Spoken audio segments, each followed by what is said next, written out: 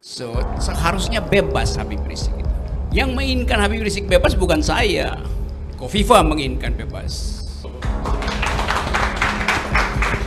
Supaya tidak berlaku stare decisis, tidak berlaku doctrine of precedent.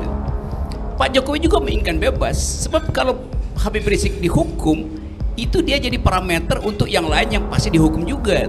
Kan itu logikanya begitu.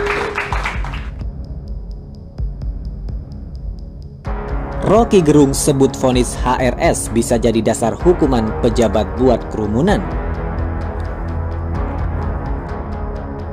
Andai kata benar, Majelis Hakim yang mulia dan terhormat, andai kata benar pendapat jaksa penuntut umum bahwa pelanggaran prokes adalah kejahatan prokes, maka berarti para pelanggar prokes di seluruh Indonesia tanpa terkecuali semuanya adalah penjahat.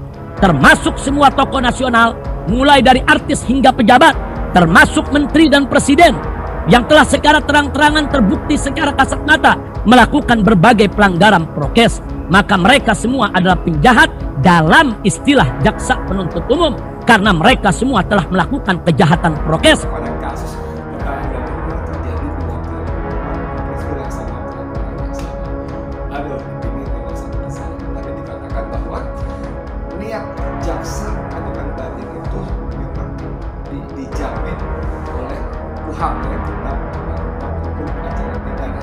Tapi ini sekaligus menunjukkan nafsu besar kekuasaan untuk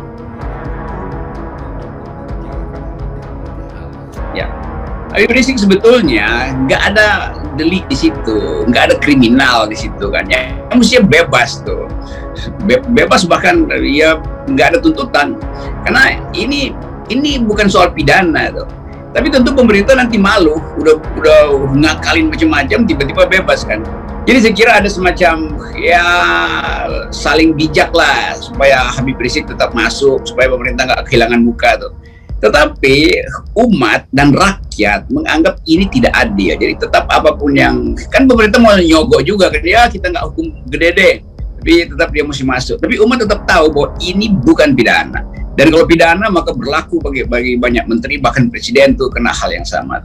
Jadi permainan di belakang layar ini yang justru menimbulkan tambahan energi bagi rakyat untuk menganggap bahwa hukum memang hanya berlaku untuk kadrun, kalau cebong nggak kena hukum tuh. Jadi hukum pidana itu namanya kitab undang-undang hukum cebong yang hanya boleh diberlakukan pada lawannya. Kan begitu. Ini saya cuma baca cara rakyat berpikir ya, bukan kita sendiri yang mengeledek pengadilan, nanti dianggap contempt of court.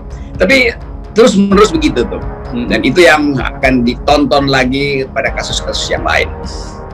Sudah divonis dan kasus pengambilan Habib Rizik dan 5 orang ex-pengurus FPI dan juga kasus Mega Mendung, kami sangat mengapresiasi dan berterima kasih. Kemudian dikarenakan jaksa penuntut umum menyatakan banding, maka kami juga merespon itu dengan menyatakan banding pula terhadap kerumunan ketamburan Habib Rizik dan juga 5 orang ex-pengurus FPI lainnya. namun secara nyata memperlihatkan nafsu kekuasaan melalui tangan JPU untuk memenjarakan Habib Rizik Sihab dan kawan-kawan dengan waktu yang lebih lama. Jadi apa yang dinyatakan dalam proses ini sebetulnya sudah menjadi semacam asumsi, dampak, analisis sekaligus kekhawatiran banyak pihak publik bahwa sebelum vonis jatuh ya, bahwa nanti majelis hakim akan digunakan oleh kuasa untuk menyimpan menyimpan Habib untuk waktu yang lebih panjang, minimal sampai 2020 selesai kan begitu. Kenapa? Karena Habib akan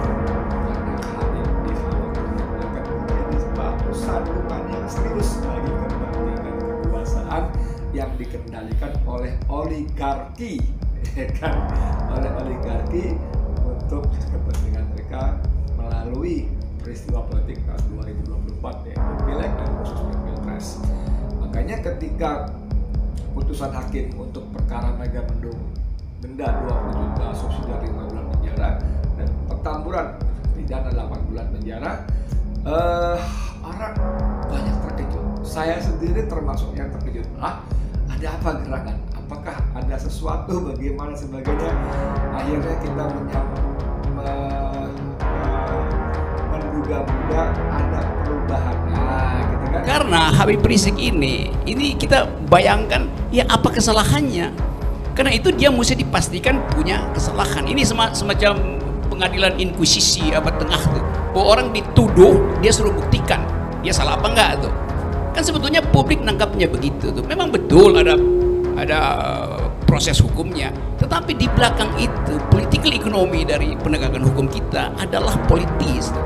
Kan itu jadinya tuh. Jadi saya menganggap bahwa sebaiknya Habib Rizik dihukum supaya berlaku prinsip bahwa hukuman pada Habib Rizik akan diterapkan juga pada mereka pejabat-pejabat yang punya kasus setara dengan Habib Rizik, yaitu bikin kerumunan itu. Saya anggap Habib Rizik akan lega tuh, karena Habib Rizik akan tunjukkan bahwa dia taat hukum, dia terima hukuman itu, tetapi presumption of innocent tidak boleh diterapkan pada mereka yang justru punya kekuasaan itu. Justru mereka yang mesti kena praduga bersalah tuh. Jadi begitu Habib Rizik dihukum, maka hukum itu harus merambat ke Kofifa, merambat ke Pak Jokowi, merambat ke beberapa menteri segala macam. Itu intinya. Kalau mau fair begitu cara berpikirnya tuh.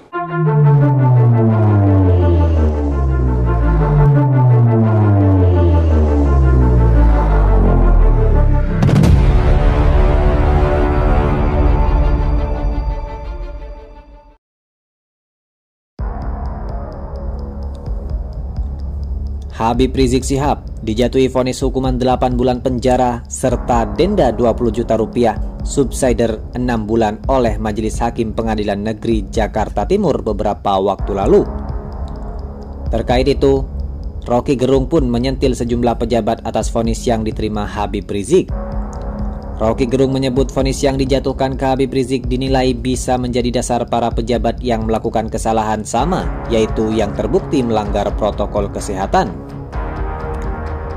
Menurutnya, kerumunan massa menjadi salah satu tuduhan yang dialamatkan Habib Rizik saat menggelar acara di Petamburan. Kerumunan massa seperti itu juga secara tidak langsung dikritik Rocky Gerung sering dilakukan pejabat negara.